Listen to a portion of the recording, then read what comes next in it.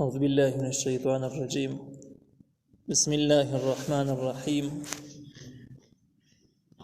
استجيبوا لربكم من قبل أن يأتي يوم لا مرد له من الله ما لكم من ملجأ يومئذ وما لكم من نكير. سورة الشورى 47 نمبر آیات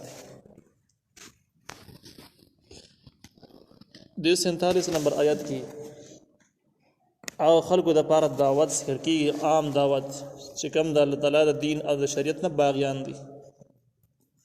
مخکې دغه باغیانو ذکر وشو چې نه قباحتونه د کسانو کې موجود او د نه صفاتونو نیکو صفاتونو نه هغوی مخ اړولې وو، نه قبیح صفاتونه ځان کې داخل کړي وو. د دین او د شریعت د باغیانو د پاره په دې کې عام دعوت ذکر کیږي. الله تعالی وایي استجیبوا لربکم، تاسو قبول کړئ حکم د رب خپل من قبل ان یأتی، مخکې د راتللو یوم د داسې ورځې لا مرد له چې نشته واپس کېدل د هغې دپاره من الله د الله طرف. یوه لویه ورځ روانه د هغې ته د قیامت ورځ وایي.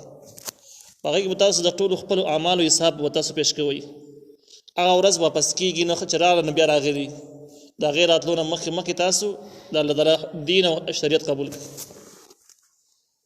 مالکم بیا بنئ ساسو د پاره من ملجأ ځای د پټېدلو یوم اذن به دغه ورځ باندې وما لکم من نکیر، او نه به ساسو د پاره انکار فایده من، نه به د فایدې والا انکار به کولی شئ داسې انکار چې هغه فایده مني او تاسو پې خلاص شئ، او نه داسې ځګي نه میلاویږي چې په هغې کې پناه واخلئ د حساب کتاب نه پټ شي، یعنې حساب ته به خامخا پیش کېږي او چې کله پیش شي امرونه هم خرابېږي نو بیا به ستاسو انجام خرابېږي.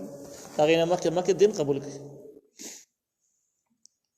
فإن أعرضوا فما أرسلناك عليهم حفيظا، کدی خلکو مخ واړو سره دعوت نه فما أرسلناك نو موږ ته نه یې لېږلی په دوی باندې علیهم په دوی باندې حافظا حفاظت کوونکي.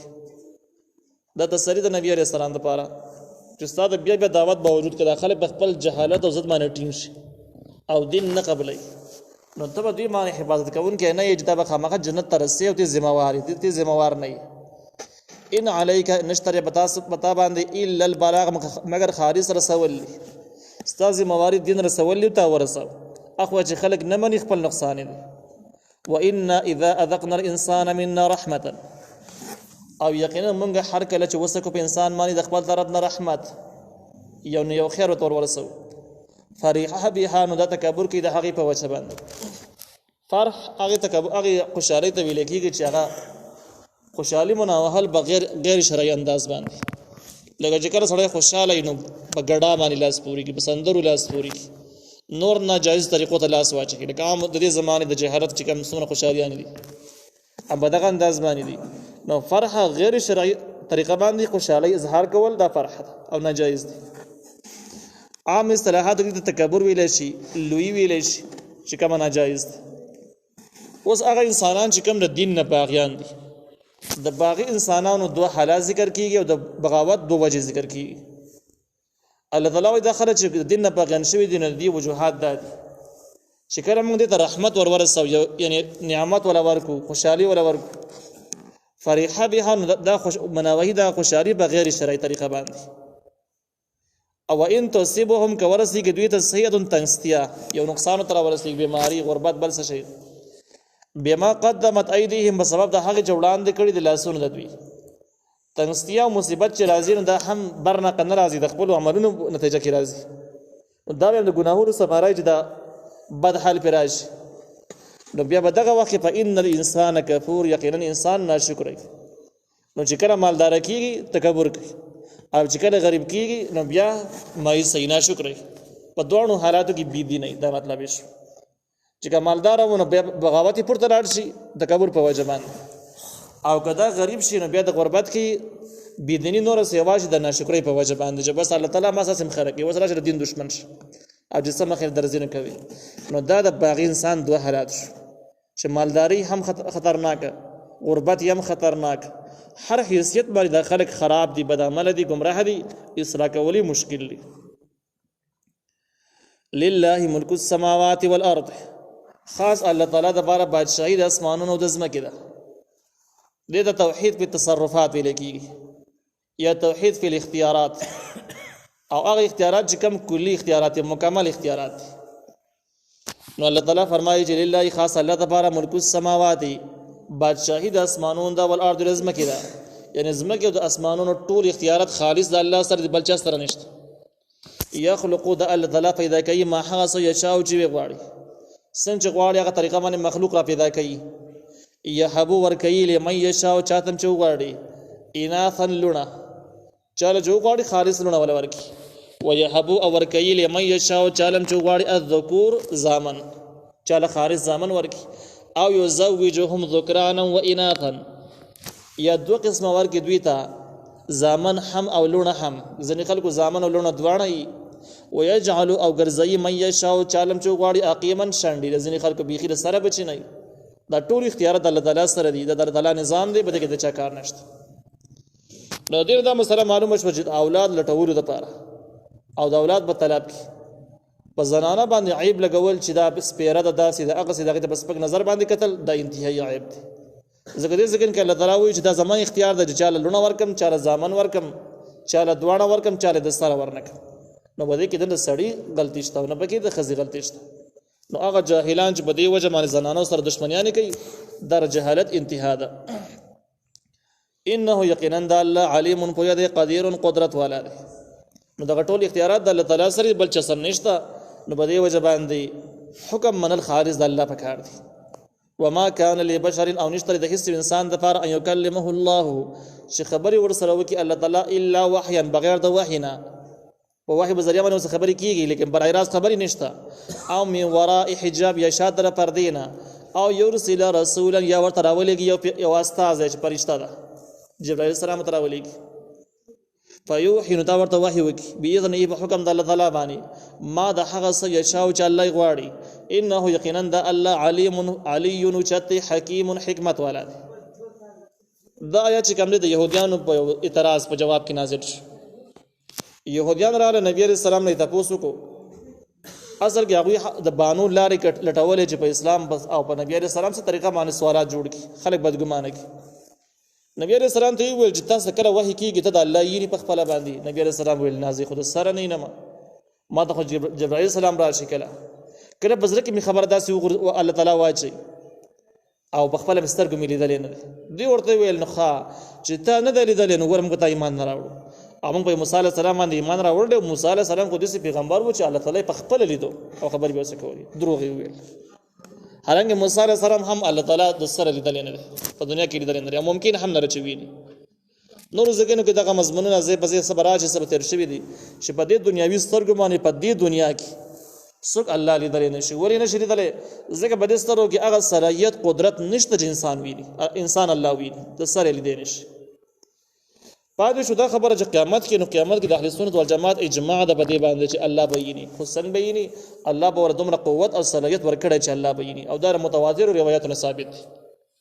یو حدیث مبارک کې د نبی عليه السلام د صحابه ثابت تفوسم کوي چې مونږ کله الله یې نو بده کې بر سټیل مل جوړي کړه نو نبی عليه السلام ورته تاسو کله سوال سم سپمې ته بار ګوري بده کې سټیل مل ته ضرورت دي صحابي ویل نه ولته قصب خلق الله یې او ټیلو پکې نه ګڼ ګونه پکې نه دا قصه پکې نه را جوړي. دا متواتر روایتونه ثابت دي دین انکار کول جهالت او گمراهی ده خو په قیامت کې لیدې شي په دنیا کې نه په دې دنیا کې نه. اوس دا مسله ده چې نبی عليه السلام کله معراج واقع کې بر لاړو اسمانونو ته الته کې دی الله لیدل دي کني لیدل او الله تعالی سره خبري برای راز شوی دي کنه در پردې نشاته شوی دي. لزنی علماء رائے دا چې در پردې دغه ته هم د پردې نشاته شوی دي او الله لیدل نه دي. لزنی علماء رائے دا چې نه الله لیدل دي.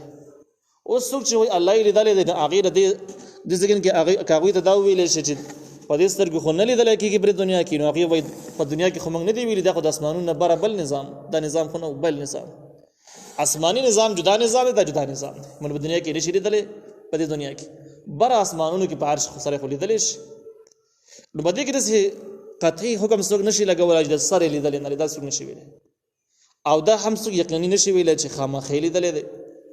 بهر حال باندې امکان شته کې دې چې په دنیا کې نه لیدل کېږي خو په اسمانونو کې بره لیدل کېږي کې دې چې بره لیدل کې دې چې نه لیدل په دې کې د یقیني خبر معلوم نه ده. نو يهوديان ویل چې موسی عليه السلام لیدل دي حالانکه موسی عليه السلام کې لیدل وینم بیا د موسی عليه السلام مطالبه څنګه کول چې ځان راته وخایا او الله تعالی وته وجلان ترانی هیڅ کله مم لیدې نشي. اگر روایتونه پته لګي چې موسی علیه السلام د الله خبري واورېدلې د پردې نه خوا، خو موسی علیه السلام الله لیدلې نه دی. نو يهوديانو جواب وشو چې تاسو کومه دعوه کوي د سر دروغ تاسو اسی وایي موسی علیه السلام هم نه لیدلې، بلکې نور پیغمبرانو ته کوم وحي کېدل په کومه طریقه باندې، په دغه طریقه باندې دی پیغمبر ته وحي شوی ده. وحي کېدل کې هیڅ فرق نشته راغلی، وحي زړه طریقه ده. او دغه یو دعوه چې الله لیدلې دغه دعوه پکې دروغ ده. نو الله تعالی وما كان لبشر نشته د هیڅ انسان د پاره ان یکلمه الله چې خبري ورسره وکړي الله تعالی برای راست یعنی مخامخ سره خبري وکړي. الله د مخامخ په دنیا کې چا سره خبري نه دی کړي، نه کوي الا وحیا بغیر د وحینا. د ځکه د وحینا مراد هغه مضمون د چې الله تعالی د پیغمبر په ځکه اچي، کله په یې خبر باندې کله په خوب کې، خو په دوه صورتونو کې دا وحی او د الله تعالی خبري په ځکه ولا اچي برای راست. خو چې کله خبره په ځکه واچي الفاظ سره نه، الفاظ به د پیغمبر ول خپل ورکړي او معنا هغه چې کوم د الله تعالی نه راغورځېدلی.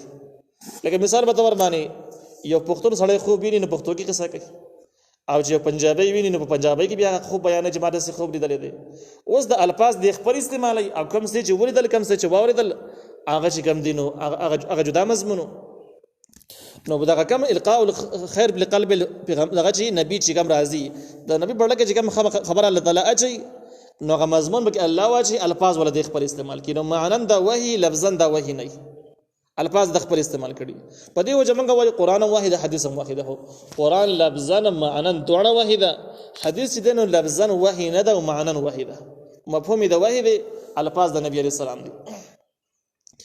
نو دې ځکه کې د وحیان هغه مضمون مراد د الله تعالی د پیغمبر په ذریعہ کې واچي بغیر د واسطي د فرشتي نه او من وراء حجاب یا شاطر پردې نه. خبري به د الله اوریدلی د پیغمبر، لیکن الله به لیدل نه د پردې نه بشاته مخامخ بنای جدي ته ګوري خبري واوري دسه بنای.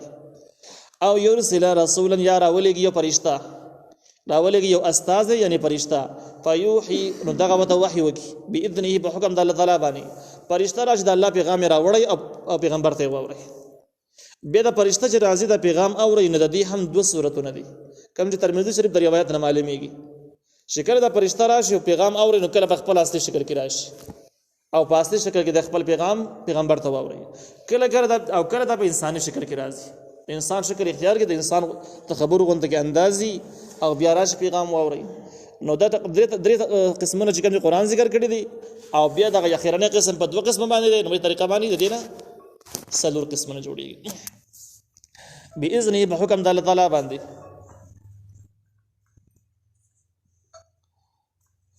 ما د هغه خبرو یشاو چې د الله یو غواړي، انه یقینا د الله علی نو چت حکیم حکمت والا.